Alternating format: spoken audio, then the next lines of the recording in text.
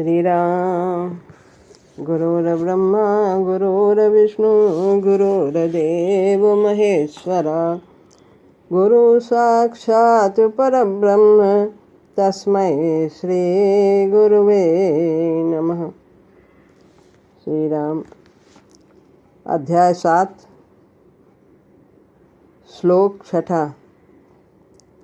एतद्योनीनि भूतानि सर्वाणि चुपधारय, अहं कृष्णस्य जगता प्रभवा प्रलयस्तथा।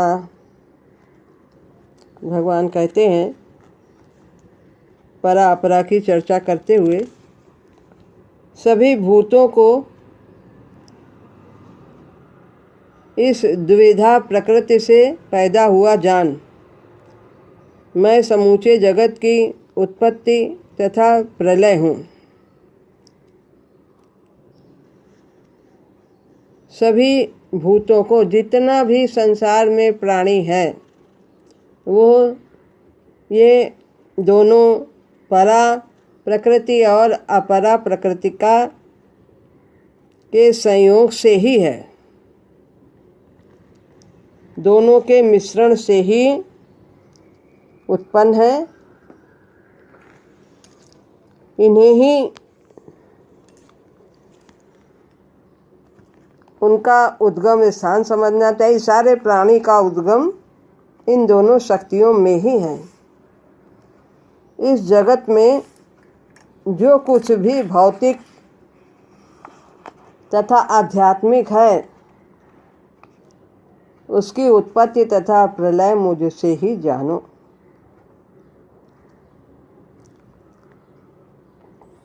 जितनी भी वस्तुएं विद्यमान हैं, वे पदार्थ तथा आत्मा के प्रतिफल हैं। परा शक्ति, परा प्रकृति, आत्मा, और जो अपरा है, जो दिखाई दे रहा है, वो सब दोनों के संयोग से ही संसार में प्रकट है। आत्मा सृष्टि का मूल क्षेत्र है और पदार्थ आत्मा द्वारा उत्पन्न किया जाता है। भौतिक विकास की किसी भी अवस्था में आत्मा की उत्पत्ति नहीं होती, अपितु यह भौतिक जगत आध्यात्मिक शक्ति के आधार पर ही प्रकट होता है।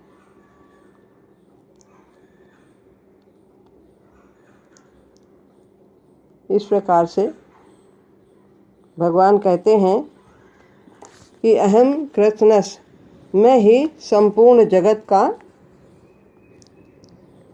प्रभाव, उत्पत्ति करता और प्रलय करता हूँ।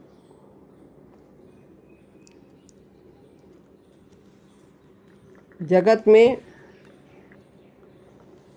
मूल कारण परमात्मा है।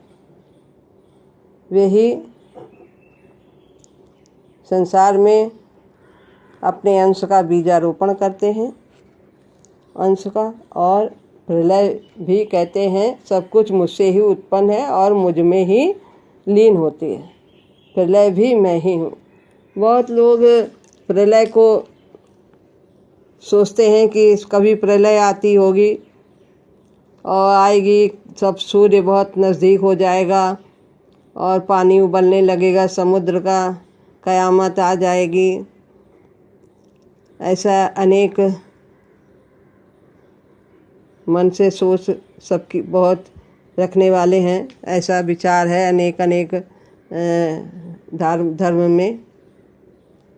लेकिन वास्तव में भगवान कहते हैं कि सृष्टि अनादि है, इसका कभी अंत नहीं होता है। इसमें परिवर्तन तो होते हैं, लेकिन ये नष्ट कभी नहीं होती।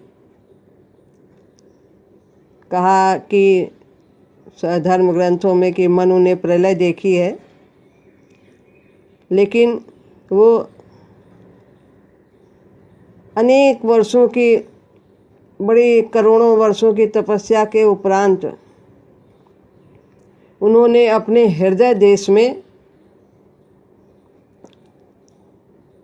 भगवान के इस लीलामय दृश्य को अवलोकन उनका किया था। बाहर कहीं भी कुछ समाप्त नहीं था, सब ज्यों का त्यों था, लेकिन अपने हृदय में उन्होंने प्रलय का चित्र देखा था। तो यह कब होता है? जब भजन करते करते भजन का पूर्ति काल हो जाता है, पूर्णत्व की स्थिति होती है, उस समय संसार का प्रवाह साधक में समाप्त हो जाता है। उसकी चित्त वृत्ति पूर्ण रूप से परमात्मा में लय हो जाती है और एक अव्यक्त परमात्मा ही शेष रहता है। वही काल संसार के प्रलय का काल होता है। संसार की समाप्ति, संसार अदृश्य हो जाता है। तो यही प्रलय है, जब हम सांसारिक जगत से अपने को अलग कर लेते हैं, बिल्कुल उसमें रहते हुए जल में कमल की तरह रहने लगते हैं। तो यही संसार का संबंध समाप्त होने से ही वही काल प्रलय काल होता है। और जब तक संसार का भाव बना रहता है, प्रकृति से संबंध जोड़े रहते हैं, तब तक यही उत्पत्ति काल होता है, आवागमन का काल होता है। इस प्रकार से मैं ही सब कुछ करने वाला हूँ, जगत को उत्पन्न करने वाला हूँ और इसका प्रलय करता भी मैं ही हूँ, ऐसा भगवान कह रहे हैं।